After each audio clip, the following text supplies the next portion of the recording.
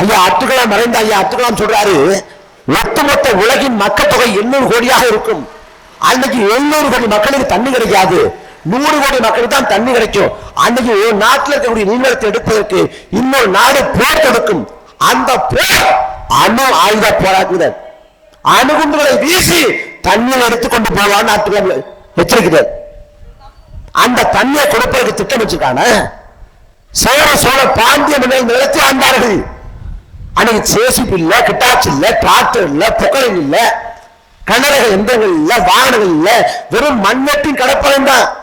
மண்வெட்டின் கடப்பாளையம் கொண்டு ஏரிகளை வெட்டினா, குளங்களை வெட்டினா, கண்மாயை வெட்டினா, ஏரிகளை சங்கிலி தொடர் போல இணைச்சா, மக்களின் நீர்ப்பாசனத்தை போக்குனா, நீர் தேவையை தண்ணீர் பெற வச்சா, சாத்தியப்படுத்தினா. மன்னராட்சி காலத்துல எப்படி வர்றான்? வானம் பாடி பகலை உட்கொள்ள முடியாத அளவுக்கு தண்ணீர் தட்டுப்பாடு வந்தாலும் சரி, வெள்ளிக்கோள் வடதிசையை விட்டு தென் திசைக்கு மாறி போனாலும் சரி, வான் பொய்ப்பான் தான் பொய்யா காவிரினா, அந்த வானமே பொய்த்தாலும் சரி, முன்னாடி மழை பொழியக்கூடிய அந்த வானமே பொய்த்து போனாலும் சரி, காவிரி நமக்கு நீர் தருவாள்னா. அவன் காவிரியை கொண்டாடி தித்தான் சோழ மன்னன். அதே போல பாண்டிய மன்னர்கள் வைகையை கொண்டாடி தித்தான். வைகையை பொய்யா கொள்ளக்கூடிய மன்னன் பரிசில் பெற வந்த புலவன் மன்னனை பார்த்து போனான், மன்னா அறம் போல் இன்பம் என்ற மூன்றையும் பெற வேண்டும் என்றால் நீரை சேமிங்கிறான். மன்னராட்சி காலத்தில் இருந்த குறைந்தபட்ச நீர் மேலாண்மை மக்களாட்சி காலத்தில் இல்லை. நீரை பெய்யக்கூடிய மழையை சேமிக்கணும், அதை முறையா சேமிச்சு பாதுகாத்து மக்களுக்கு நீர்ப்பாசனத்தை கொடுக்கணும். எந்த திட்டமும் இல்லை. நம்ம ஊரு போல பார்க்கிற சீமை கருவேல மரம் இருக்குது. சீமை கருவேல மரம், அந்த மரத்தோட பண்புகள் என்ன? அந்த மரம் பூமி கழிக்கக்கூடிய நிலத்தடி நீர்மட்டத்தை உறிஞ்சும். நிலத்தடி நீர்மட்டத்தை உங்களோடு மட்டும் இல்லாது காற்றில் இருக்கக்கூடிய ஈரப்பதத்தை உறிஞ்சும். காற்றில் இருக்கக்கூடிய ஈரப்பதத்தை உங்களோடு மட்டுமில்லாது மனிதனுடைய சருமத்துல தோல்வி இருக்கக்கூடிய ஈரப்பதத்தை உறிஞ்சும். தரம கொடுத்த துப்பாக்கி சூடு, விவசாய கமிஷன் அமைக்கப்படுது. மக்கள் ஏன் இவ்வளவு கூடமான மனம் இருக்காங்க அப்படின்னு ஆணையம் சொல்லுது. இங்க சீமை கருவேல மரம் இருக்குது. அது மக்கள் மனங்கள்ல ஒரு வறட்சி தன்மையும் ஒரு வெறுமையும் விரக்தியை உருவாக்குது. அந்த சீமை கருவேல மரம் தமிழ்நாட்டில் இல்லாத ஊர் இல்ல. அருகாமையில கேரளாவில் இருந்துச்சு ஒரு காலத்துல சீமை கருவேல மரம். ஆண்ட ஆட்சியாளர் இது மண்ணின் வளத்துக்கு கேடு என்று முடிவெடுத்து மக்கள் திட்டமாக வகுத்து ஒரு சீமை கருவேல மரம் இல்லாது ஒட்டு மொத்தமா அழிச்சு வச்சான்.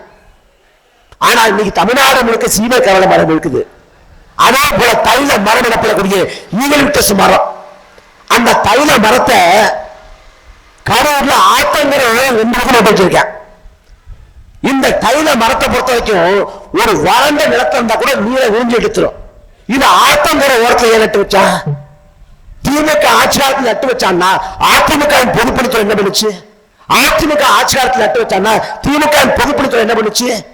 அதிகப்படியாக நட்டு வளர்க்கப்பட வேண்டிய மரமே பனை மரம் தான். பனை மரத்தை தன்னூத்தி வளர்க்க வேண்டியதில்லை. நீ விதைச்சா அதே வளர்ந்து மரமாயிடும், பல தலைமுறைக்கு பயன்படும். பனை மரம் அது நீரை சேமிக்கும். ஒரு ஏரி பக்கத்துல குளத்தின் பக்கத்துல ஒரு பனைமரம் இருந்தால் அந்த ஏரியை குளத்தை கடைசி வரை வெட்ட விடாது பாதுகாக்கும் குளத்தை கொண்டது பனை மரம். அந்த பனை மரங்கள் அழித்தொழிக்கப்படுகிறது. ஆனா சீமை கருவேல மரம் சென்னை வரைக்கும் எல்லா இடத்தும் இருக்குது. ஏன்னா ஆழக்கூடிய ஆட்சியாளருக்கு இது நீரு மண்ணு நிலம் எந்த கவலையும் இல்லை, எந்த அக்கறையும் இல்லை. அவருக்கு எல்லாரும் நீங்க எல்லாம் ஒரு ஓட்டா இருந்தீங்க. இப்ப அதுவும் இல்லை, எல்லாரும் ஒரு நோட்டு தான். 2000 காசு 4000 காசு. இன்னும் 4 மாத காலத்துல சட்டமன்ற பொதுத்தேர்தல் வருது. புதிய தலைமுறை தொலைக்காட்சியில் விவாதம், தொலைக்காட்சி விவாதம் ஆரம்பிக்க போது தமிழ்நாட்டில் ஒரு கட்சி வச்சிருக்க ஒரு தலைவர், ஒரு அண்ணன், முக்கியமான அண்ணன் தொலைக்காட்சி விவாதம் சொல்றாரு, கார்த்திக் நீங்க வேதாரம் தொகுதியில் போட்டி போடுறதா கேள்விப்பட்டேன், ஒரு 8 கோடியா தயாரா வச்சிருந்தது. ஆட்டோ ஒரு 50 ரூபாய் எக்ஸ்ட்ரா நடந்து போறாங்க. நானு 8 கோடி ஆகும். இந்த சட்டமன்ற பொதுத்தேர்தலை பொறுத்த வரைக்கும் ஒரு தொகுதிக்கு திமுக அதிமுக வேட்பாளர் செலவு செய்ய போற தொகை மிக குறைந்தது 20 கோடி. மிக குறைந்தது 20 கோடி. பணத்தை வாரி இழைப்பான், வாக்கு காசு கொடுப்பான். அதிகார முறையோடு செய்வான், பித்தலாட்டம் பண்ணுவான், தகுதியாட்டம் பண்ணுவான், எல்லாத்தையும் பண்ணுவான், காசை கொட்டி வைப்பான். நீங்க என்ன பண்றீங்க? ரத்தனுக்கே போட்டு விளக்கமாயிடுச்சுப்பா, உதயசூனுக்கே போட்டு விளக்கமாயிடுச்சுப்பா. ரத்தனுக்கு போடுறது, உதயசூனுக்கு போடுறது, இங்க ஒரு குத்து இல்ல அங்க ஒரு குத்து, இங்க ஒரு குத்து அங்க ஒரு குத்த கொத்தி விட்டு அப்புறம் குத்துதே குறைதா என்ன பண்றது? நீ திமுகவுக்கு அதிமுக வாக்கு செலுத்துகிற வரை எந்த பிரச்சனையும் தீர்க்கப்படாது. பிரச்சனையாவே இருக்கும், புதிய புதிய பிரச்சனை முளைத்து கொண்டே இருக்கும். ஏன்னா இந்த மக்களை நலவாழ்வு வாழ வைக்கிற எந்த அக்கறையும் இல்லை, எந்த கவலையும் இல்லை. ஏன்னா விவசாயி நஷ்டப்படுறான், நாம அதை பார்த்து மனம் கலங்குறோம், நாம பாதிக்கப்படுறோம். ஐயா ஓஎஸ் எந்த பாதிப்பும் இல்லை. அவர் பெரிய பள்ளிக்கூடம் வச்சிருக்காரு, சர்வதேச பள்ளிக்கூடம், அதுல காசு வரும், ராங் ஃபண்ட் வச்சிருக்காரு, அப்புறம் கிம்பளம் எல்லாம் வாங்கி பிராணியா பணம் வச்சிருக்காரு. அவருக்கு ஒரு பிரச்சனையும் இல்லை, வேலைப்படையாருக்கு எந்த பிரச்சனையும் இல்லை. அவங்க நல்லா தான் பண்றாங்க. கஷ்டப்பட போறது நீ நானும் தான். எதுக்கு ஓஎஸ் பண்ணி ஓட்டு போடுற? அவங்க இளவீடு எல்லாத்துக்கும் வந்துருவாரு, முதலா வந்துருவாரு. வேலைத்துக்கு ஓட்டு போடுற அவர் கல்யாண வீடுக்கெல்லாம் முதலா வந்துருவாரு. இதுவெல்லாம் வாக்குச்சத்த ஒரு தகுதியா? இந்த மண்ணுக்காக மக்களுக்காக செஞ்சது என்ன? வியாபாரம் தொகுதியை போட்டுக்கொண்டு வேத ரத்தனோ ஓஎஸ் மணியனோ அவங்க அரும்பாடுபட்டு வளர்த்தெடுத்தாங்க. இந்த சாலைகள் எல்லாம் குண்டு குடியுமா இல்ல, தெருவிளக்கு இல்லாத ஊர்லங்கிற மாதிரி எல்லாருக்கும் தெருவிளக்க போட்டுட்டாங்க. வாய்க்கால எல்லாம் பராமரிச்சுட்டாங்க, ஆகாய தாமரை அப்புறப்படுத்திட்டாங்க, அதை தூர்வாயிட்டாங்க, நீர்நிலையை சரியா வச்சிருக்காங்க, இந்த நிலத்தையும் வளத்தையும் பாதுகாத்து வச்சிருக்காங்க. இந்த தொகுதிக்குள்ள கூடிய இளைஞ பெருமக்களுக்கு எல்லாம் வேலை வாய்ப்பை உருவாக்கி கொடுத்திருக்காங்க. அப்படி ஏதாவது இருக்கா? இருக்கா? கதாப்பையில் 2018 இதே தலைஞாயிறு உள்ளிட்ட கிராமங்கள் பாதிக்கப்பட்டிருந்த போது ஒட்டுமொத்த தென்னை மரங்கள் சாய்ந்து விழுந்து வாழ்வாதாரம் நிலைகுலைந்து போன போது ஐயோ எல்லாம் போச்சு என்ற கதை என்ற போது வர வேண்டிய அடிப்படை நிவாரணப் பொருட்கள் வரல என்று கேட்ட பொதுமக்கள் மீது வழக்கு போட்ட கொடுங்காரன் இந்த ஓஎஸ் மணியை. வீடு வீடாக காவல்துறை அனுப்பிவிட்டு இளைஞர்களை எல்லாம் வேட்டு யாரி கைது பண்ண வச்சது இந்த கேடுகட்ட ஓஎஸ் மணியை. யார் மறக்க முடியும்? யார் மறக்க முடியும்? ஆனா அவர் வெள்ள சட்டம் மண்ண மாட்டிய போட்டு வந்துட்டாருன்னா ஓகே சிகாமணி ஆயிடுறாரு. கோடி கோடியா பணத்தை அடிச்சு வச்சுக்கிட்டு அதிமுக ஆட்சியில கோடி கோடியா பணத்தை அடிச்சு வச்சுக்கிட்டு வெள்ள சட்டை வெள்ள கட்டை அப்படி கட்டிக்கிட்டு அப்படியே புண்ணூர் புத்தகம் யோக்கியம் ஆயிடுறான். ஒரு காலத்தை திருட்டு போயினா அவன் உடம்புல எல்லாம் தள்ளிட்டு வருவான், கத்தி கையில வச்சிருப்பான். இன்னைக்கு அப்படி இல்ல, நீங்க பெரிய கார்ல இறங்குறான். என்ன சட்டமன்றத்தில் ஜெயலலிதா படம் இருக்கு, இல்ல கருணாநிதி படம் இருக்குது, திருட்டு போயிட்டு தான் இருக்க. புரிஞ்சு நடந்துக்கணும். எல்லாத்தையும் கேட்டு விட்டு ஆகாயத்த முறை அப்புறப்படுத்தல தவறு, டிஜிட்டல் முறை கொண்டு விவசாயி நேரத்தில் அடிக்கிறாங்க தவறு. ஆனா என்ன ஓட்ட ஓஎஸ் மணிக்கு தான் போடுவேன், என்ன ஓட்ட நான் வேகத்தை தான் போடுவேன்னா ஒண்ணும் செய்ய முடியாது, ஒண்ணும் செய்ய முடியாது. நான் 19 வயசுல இந்த கட்சிக்கு வந்தேன் 2010. 34 வயசு ஆகுது எனக்கு. நான் 64 வயசு ஆனந்த கட்சியா இருப்பேன், இதுக்கு போராடி செத்து போவேன். ஆனா எங்களுக்கு ஒரு மனநிறைவு இருக்கு, இந்த மண்ணுக்காக மக்களுக்காக போராடுறோம், கடைசி வரைக்கும் மக்களுக்காக உழைக்கிற பெருமிதம் இருக்கு, ஒரு திமிர் இருக்கு, ஒரு மனநிறைவு இருக்கு. நாங்கள் சோர்வோடு கண்ணுறங்கி படுக்கிற போது நான் மக்களுக்காக உழைக்கிறேன்டாங்கிற பெருமித திமிர் இருக்கு. நாங்க அதோட செத்து போவோம். ஆனா நாளைக்கு இங்க அல்லல் படுறப்ப இப்படியே நடக்குதுப்பான்னு கேட்கிறப்ப இதெல்லாம் ஒண்ணும் செய்ய முடியாது.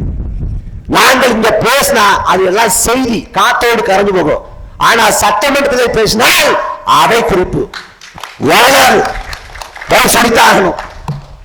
அதனால நீங்கள் உணர்ந்து தெரியணும். திரும்ப திமுக போடுவேன், திரும்ப அதிமுக போடுவேன். இந்த கேடு கட்ட இந்த கட்சிகளை புறந்தள்ளணும். நாட்டில் ஒரு புதிய பிரச்சனை முளைச்சிருக்கு. என்ன பிரச்சனை? கார்த்திகை தீபத்தை திருப்பரங்குன்ற மலையில ஏற்றணும். கார்த்திகை முடிஞ்சு 3 நாள் ஆச்சடா, இப்ப ஏற்ற போற இல்லைங்க, நான் தீபத்தை ஏற்றியே தீர்வேன். அவன் ஏற்ற நினைப்பது தீபம் இல்லை, கார்த்திகை தீபம் இல்லை, கலவர தீ. திருப்பரங்குன்ற மலையில 1000 ஆண்டுக்கு மேல முருகன் கோயில் இருக்கு. அதே திருப்பரங்குன்ற மலையில 1000 ஆண்டுக்கு மேலாக தர்கா இருக்குது. இஸ்லாமிய சொந்தங்கள் தர்காவுக்கு போய் வழிபாடு செய்றாங்க. அவங்க 1000 கோடி பணியிட்டு அவங்க தொழிலை முடிக்கிறாங்க, வேண்டுதலை முடிக்கிறாங்க. இந்த பக்கம் முருகன் மீது பக்தி கொண்ட சொந்தங்கள் இங்க போய் வழிபாடு பண்றாங்க. 1000 ஆண்டா எந்த பிரச்சனையும் இல்லைங்க.